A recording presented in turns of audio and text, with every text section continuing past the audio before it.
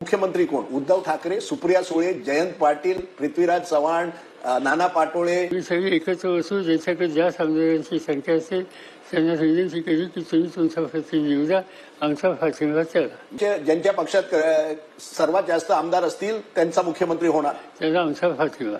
हा एक मोठा तुम्ही म्हणताय, कारण की उद्धव ठाकरेंचे जे समर्थक आहेत ते म्हणतात उद्धव ठाकरे होतील. आपण म्हणताय की ज्यांना सर्वात जास्त सीट मिळतील त्यांचा मुख्यमंत्री होणार. माझ्या पक्षाचं धोरण ते आहे.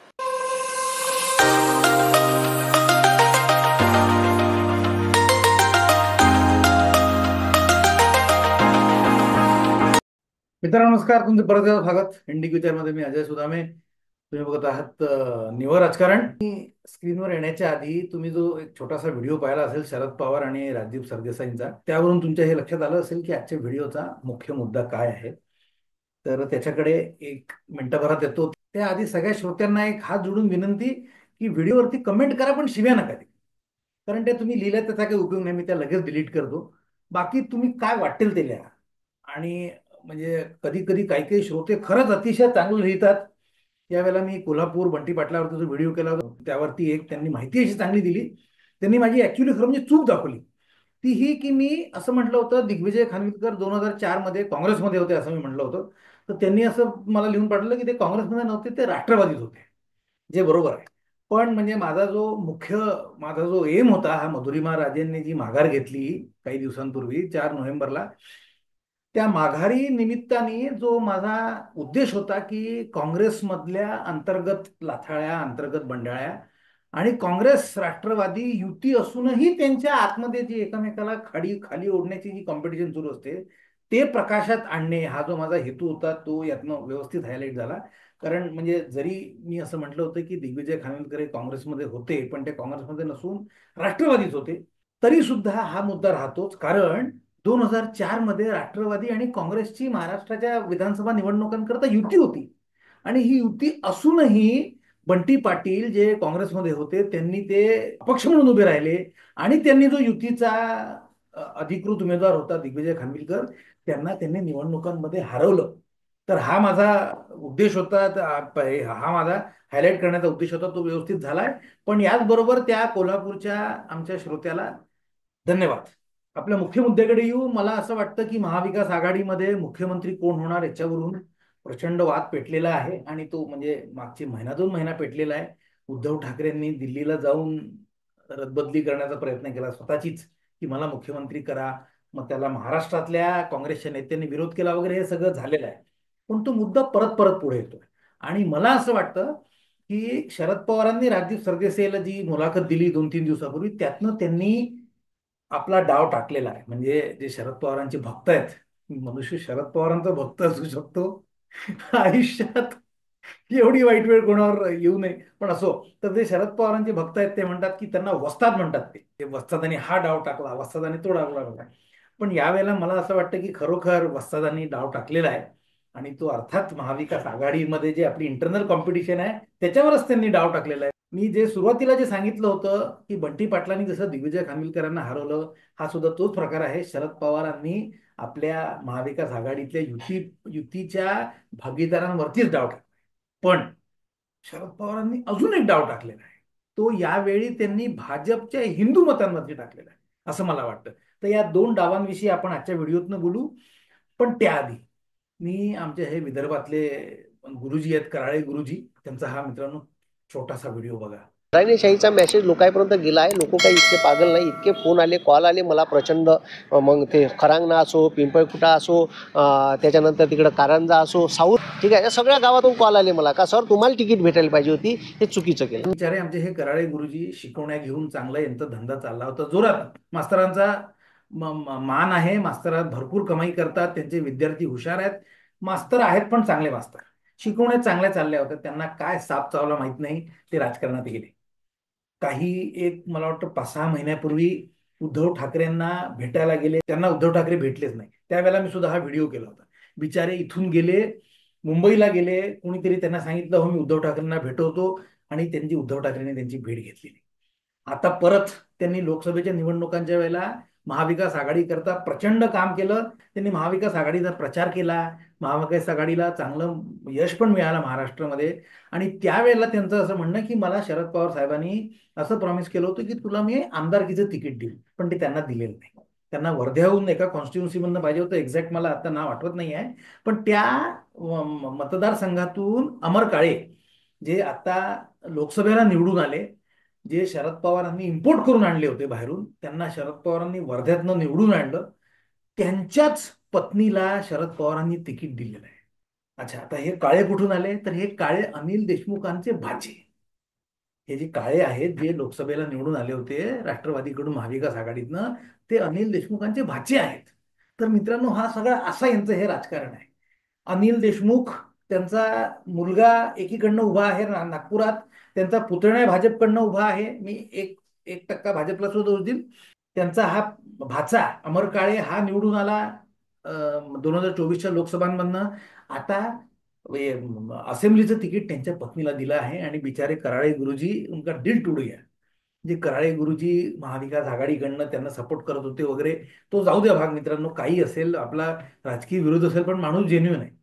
आणि त्यांनी सुद्धा, मी काय तुम्हाला पूर्ण व्हिडिओ दाखवला नाही, तुम्ही बघा युट्यूबवरनं, त्यांनी सुद्धा व्हिडिओ पुढे सांगितलंय की मी जेव्हा जेव्हा देवेंद्र फडणवीसांना माझे कामं दिले, देवेंद्र फडणवीसांनी आमचे सगळे कामं केले, पण तरी मी महाविकास आघाडीत गेलो.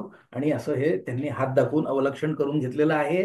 2024च्या महाराष्ट्राच्या विधानसभांच्या निवडणुका, अर्थात म्हणजे झारखंडच्या सुद्धा, आपण महाराष्ट्राविषयीच बोलणार, तर निवडणुका जोरात आलेल्या आहेत, आता अगदी रंगात आलेल्या आहेत.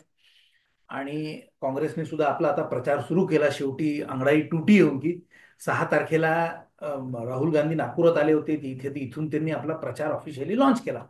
हे करताना सुद्धा त्यांच्याकडनं एक भयानक मोठी घोडचूक झालेलीच आहे, ती ही की त्यांनी संविधानाची कॉपी म्हणून एक कोरी डायरी त्यांनी लोकांना देऊन टाकली. त्याच्यावरनं भरपूर धामधूम झाली. पण थोडक्यात काय की प्रचार त्यांनी आपला सुरू केलेला आहे. त्यांनी तेच आपले जुने मुद्दे, संविधान धोक्यात आहे, डेमोक्रेसी धोक्यात आहे, हे फॅसिझम आहे, भाजपवाले फॅसिस्ट आहे, रिझर्वेशन 52%च्या पलीकडे घेऊन जा 50%च्या, जे की त्यांना कदाचित माहीत नसेल. रिझर्वेशन ऑलरेडी 62% झालेलं आहे, पण तरी ते म्हणतात 50%च्या आम्ही पलीकडे घेऊन जाणार वगैरे वगैरे. हा असा सगळा सुरू झालेला आहे प्रचार. पण काँग्रेसकडे सध्या काही नवीन ऑफर करायला नाही, एवढं नक्की.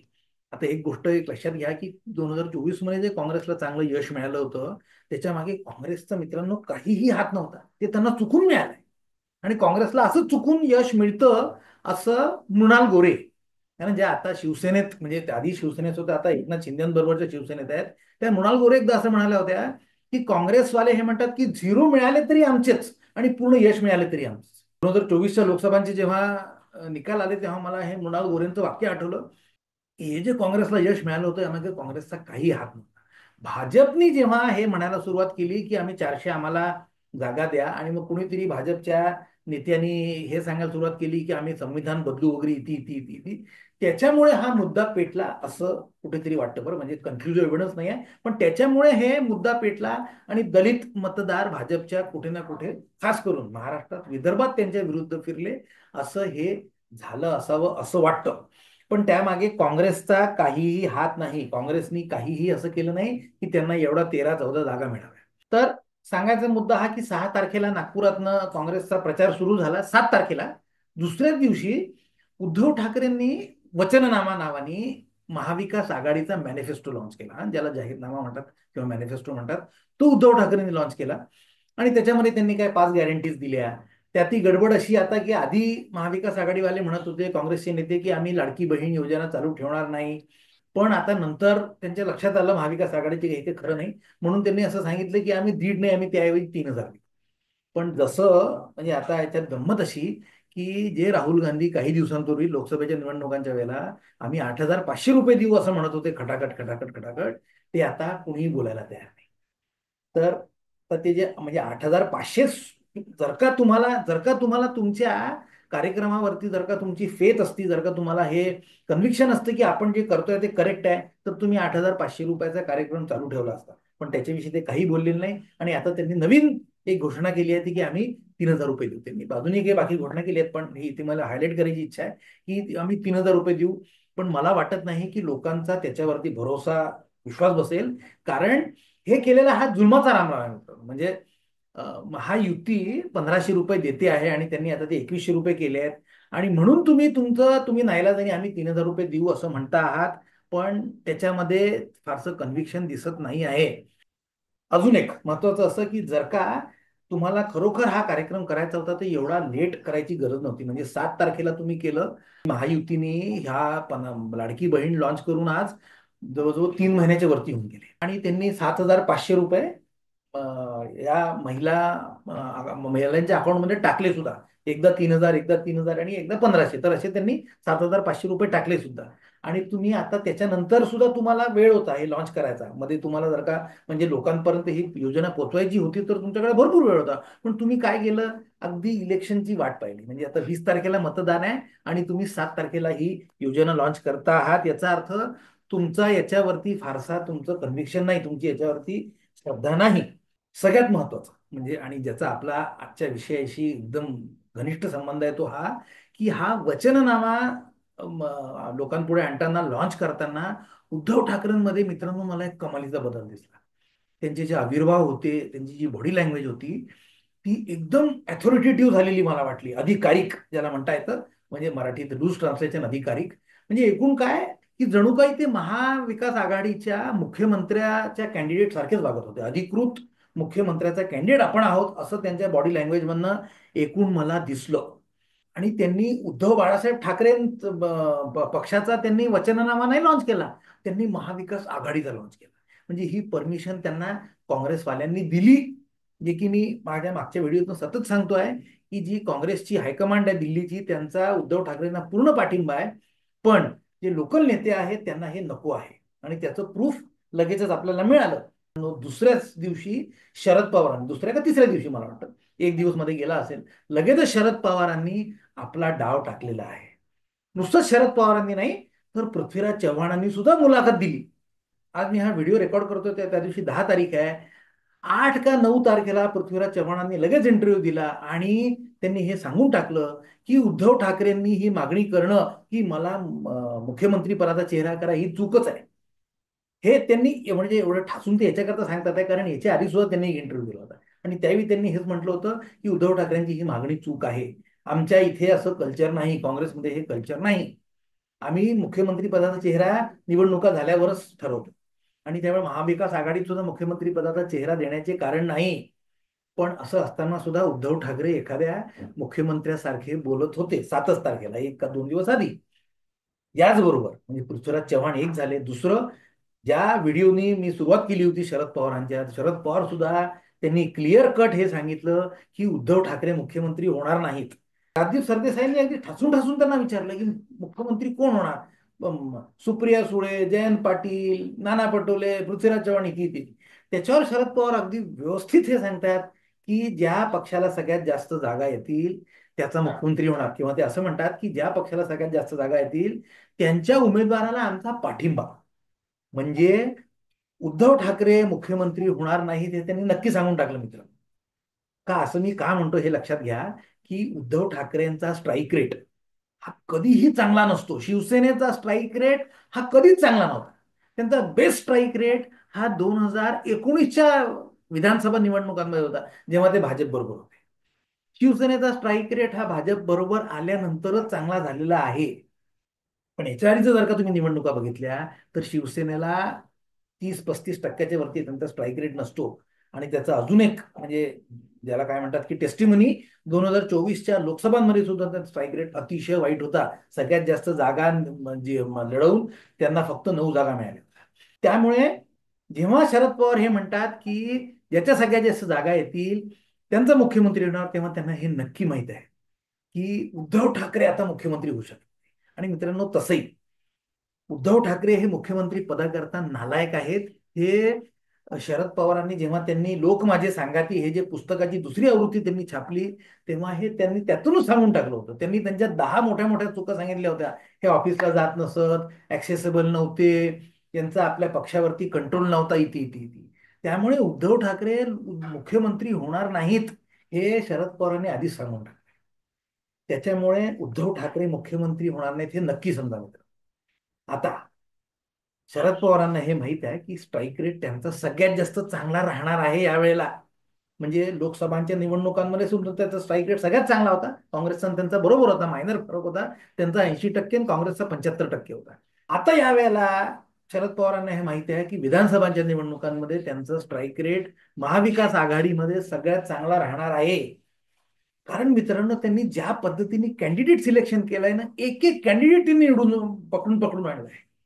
कुठल्याही पक्षाचा असो त्याला काय ते देतात ते देऊन त्यांनी एक एक कॅन्डिडेट पकडून पकडून आणला. त्यामुळे त्यांचा स्ट्राईक रेट महाविकास आघाडीत सगळ्यात चांगला राहील. आता त्यांचा स्ट्राईक रेट महायुतीच्या पक्षांपेक्षा जास्त असेल की नाही वगैरे तो आज मला विषय बोलायचा नाही.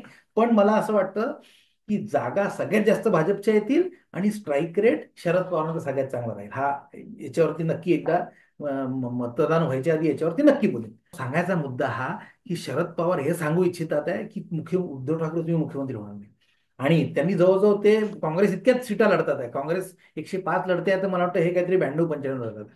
आणि जर का मग शरद पवारांचा स्ट्राईक रेट चांगला राहिला, जो की काँग्रेसपेक्षा त्यांचा चांगला राहणारच आहे, कारण काँग्रेसची अवस्था अतिशय वाईट आहे.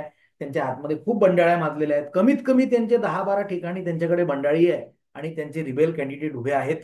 त्याच्यामुळे काँग्रेसचा स्ट्राईक रेट चांगला राहणार नाही आहे.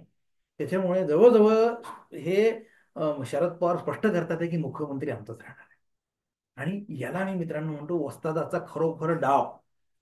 प्रॉब्लेम हा की शरद पवार आपल्याच लोकांवरती डाव टाकत असतात आणि त्यांचे भक्त लोक वस्तादाने हा डाव टाकला, वस्तादाने तो डाव टाकला, वस्ताद इकडे वळले, वस्ताद खुर्चीतनं त्यांनी अशा अँगलनी बसले, हे आपलं काय काय काय काय बोलत असतात. पण असो, मात्र त्यांनी स्वतःच्याच युतीच्या भागीदारांवरती डाव टाकलाय यात शंका नाही.